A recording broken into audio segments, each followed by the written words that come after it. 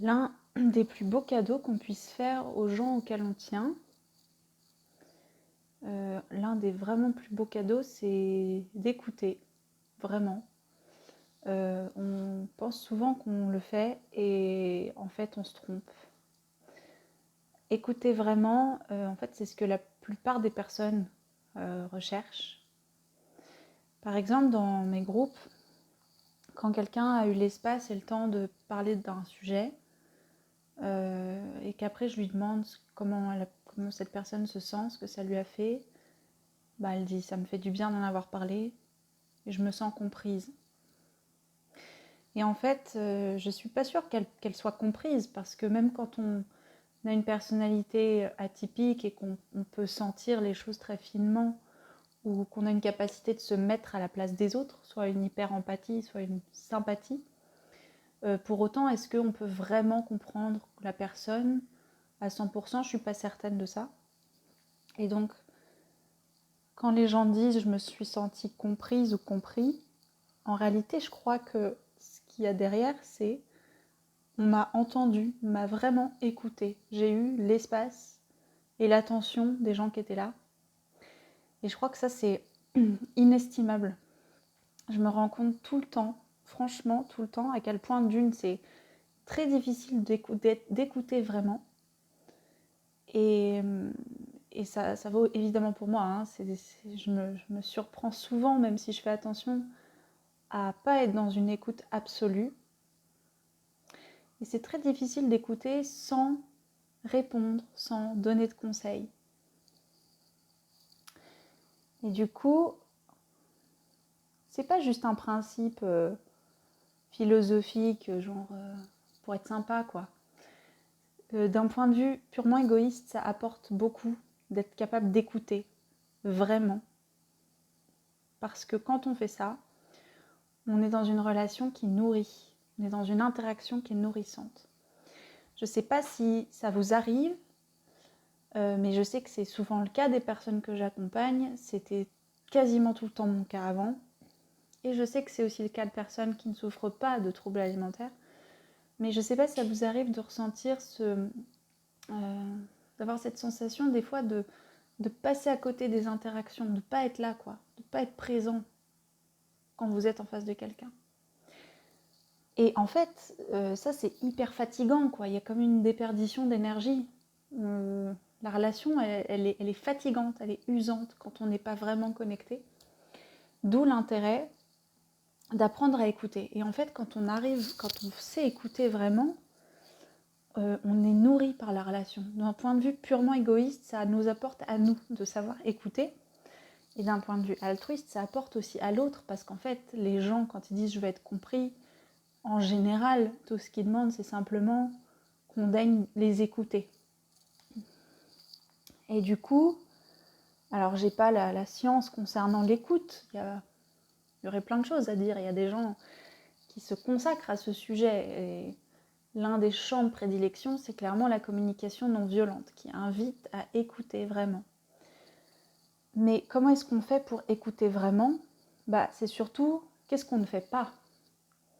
Alors il y a des choses évidentes, je suis un petit peu essoufflée avec ma grossesse là quand je parle. Je vais m'installer mieux, ça va, c'est mieux comme ça. Il y a des choses évidentes qui sont quand quelqu'un parle et qu'on se laisse distraire par d'autres choses, qu'il y a le téléphone sur la table, qu'on voit les notifs s'afficher ou qu'on se prend 2 secondes pour regarder son téléphone. Pour l'autre en face, c'est terrible parce que la communication, elle est rompue. Enfin, ça donne le sentiment de ne pas être pris en compte. Donc déjà, à la base, c'est d'éviter ce genre de distraction. Et puis ensuite, c'est simplement regarder, écouter et éviter d'interpréter. C'est-à-dire, si on ne sait pas ce que l'autre ressent, on lui demande. Et on peut émettre des hypothèses en disant j'imagine que ça n'a pas été simple, j'imagine que tu as dû être vraiment en colère, non ? Et puis on laisse la personne dire si elle est d'accord ou pas.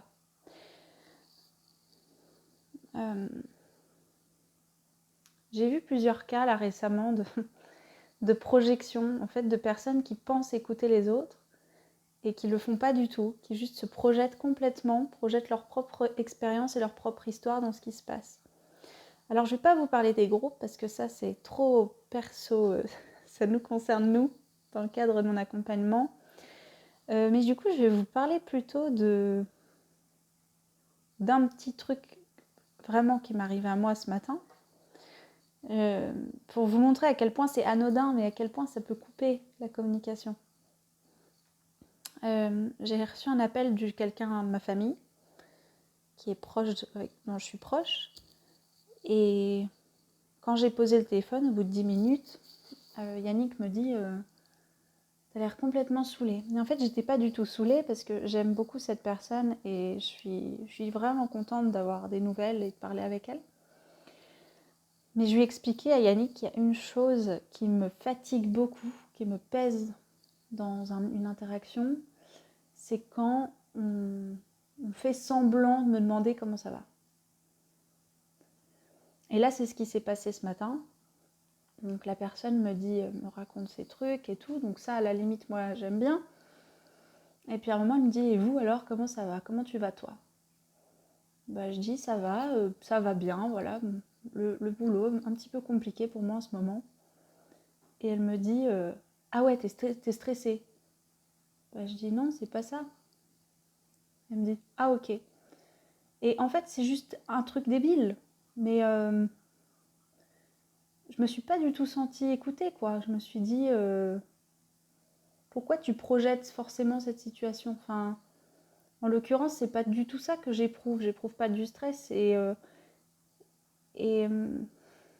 je sais pas, je me suis sentie court-circuitée en fait. Et c'est ce qu'on fait quand quelqu'un nous parle et qu'on lui dit et qu'on met des mots à sa place en fait sur ce que la personne ressent. Bon là, je vous raconte mon truc. Enfin, franchement, c'est pas dramatique, mais c'est pour vous donner un exemple, quoi.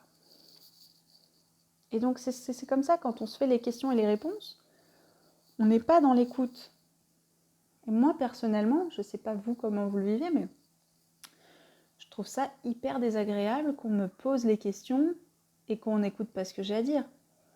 Donc dans ce cas, vaut mieux pas poser de questions, quoi, si on n'a pas envie d'écouter la réponse.